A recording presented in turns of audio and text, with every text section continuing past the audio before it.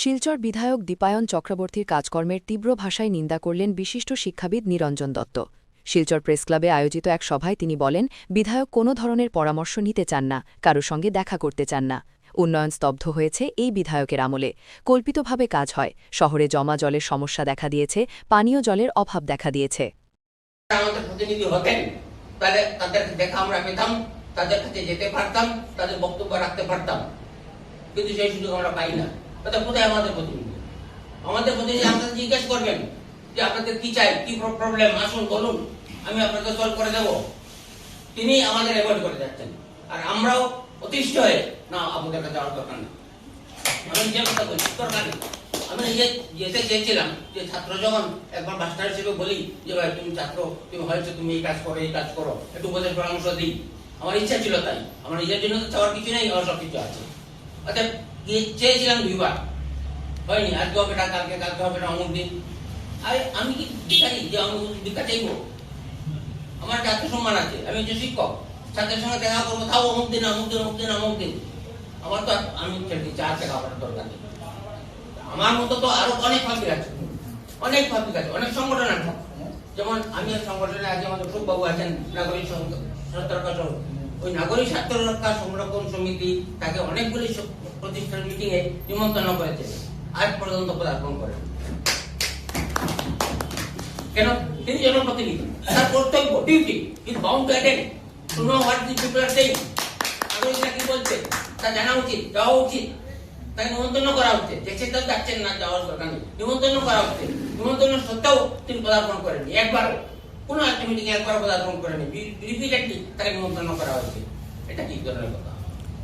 এটাতে জনপ্রতিনিধি আমি শব্দটা আমি উপযুক্ত মনে করি না। তারা আমাদের প্রতিনিধি নয়, তারা নিজেদের প্রতিনিধি, অথবা তারা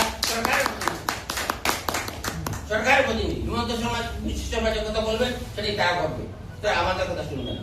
যেমন আরেকটা কথা বলি, ডিসি, ডেপুটি কমিশনার, ডিস্ট্রিক্টের শাসক, বাট বাস্তবে ডিস্ট্রিক্ট শাসক না, ডিস্ট্রিক্ট টেলিফোনে শাসন চালাবে। ওয়ার্ড থেকে টেলিফোন আসে, এই করো সেই করো, তিনি ওইগুলিতে ব্যস্ত, জনগণের ব্যাপারে সমূহ নেই।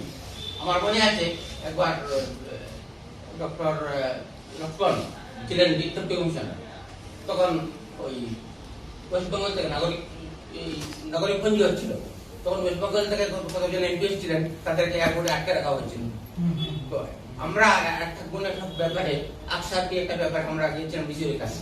তখন আমি কথা প্রসঙ্গে বলছিলাম, তার একটা কথা জানা আমার ইচ্ছা ছিল, এটাই কোয়েশ্চেন। এমপিরা আসলো, according to your protocol, as a deputy commissioner you have to maintain certain protocol, and whenever an MP comes, he is ready to attend or to make arrangement for their residence and everything. You have to look after them, but you have not done them. You have confined them to airport. Why? It is a kind of confinement. Why it is done? I believe it is being dictated, but this is my assumption. I may be wrong, but this is my assumption. তাইও ভালো, বন্ধের ভালো, নাই আমার চেয়ে খানা মামা ভালো। আচ্ছা, আমাদের টাইম মামা খানা মামাই পাচ্ছি, তাও খানা মামাও পাচ্ছি না। কেন পাচ্ছি না? আমাদের নিজেদের মধ্যে অন্তর্দ্বন্দ্ব। আমাদের মুখ্যমন্ত্রী মহাশয় কল্পতরু, কেন্দ্র থেকে টাকা আনছেন, বিভিন্ন সোর্স থেকে টাকা আনছেন, ধারের ঋণের পর ঋণের চলছে, এবং সেই ঋণ অকাতরে তিনি কল্পতরুর মতো বিতরণ করে যাচ্ছেন। সেই অকাতরে যে কল্পতরু মহাশয় বিতরণ করে যাচ্ছেন, কাকে দিচ্ছেন, কি কাজে লাগছে, কি উন্নয়ন হচ্ছে, একমাত্র কাগজে কলমে আর মিডিয়াতে জানি উন্নয়নের বন্যা চলছে। বন্যাটা হচ্ছে, কিন্তু বন্যার জল দেখা যায় না। সেই বন্যা শিলচর শহরে বসে উন্নয়নের বন্যা একমাত্র দেখা যায় ফুটপাথগুলি হচ্ছে ইদানিংকালে, 5 বছর পরে, প্রায় 4 বছর, 4.5 বছর পরে এই একটা উন্নয়নের বন্যার একটা দৃশ্য শিলচর শহরে। তাও আবার আপনারা দেখেছেন ফুটপাথের অবস্থা, কোনো জায়গায় 1.5 ফুট, কোনো জায়গায় 6 ইঞ্চি, কোনো জায়গায় 9 ইঞ্চি, এবং 1.5 ফুট হাইটে যদি একটা লোক ফুটপাথ দিয়ে যেতে চায়, সে ফুটপাথের মাঝখান দিয়ে হাঁটবে, তার সাইডে গেলে তপ করে পড়ে যাবে। অতএব এই ফুটপাথ রইল কোথায়?